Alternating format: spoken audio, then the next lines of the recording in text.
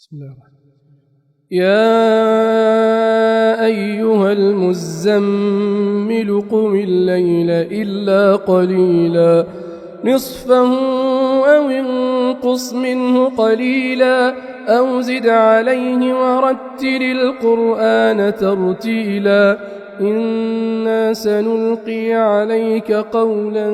ثقيلا إن ناشئة الليل هي أشد وطئا وأقوم قيلا إن لك في النهار سبحا طويلا واذكر اسم ربك وتبتل إليه تبتيلا رب المشرق والمغرب لا إله إلا هو فاتخذه وكيلا واصبر على ما يقولون واهجرهم هجرا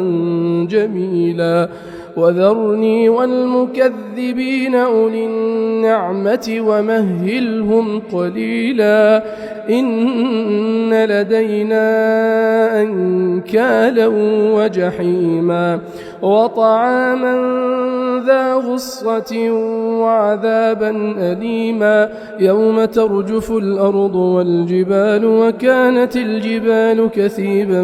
مهيلا إنا أرسلنا إليكم رسولا شاهدا عليكم كما أرسلنا إلى فرعون رسولا فعصى فرعون الرسول فأخذناه أخذا وبيلا فكيف تتقون إن كفرتم يوما يجعل الولدان شيبا السماء منفطر به كان وعده مفعولا إن هذه تذكرة فمن شاء اتخذ إلى ربه سبيلا إن ربك يعلم أنك تقوم أدنى من ثلثي الليل ونصفه وثلثه وطائفة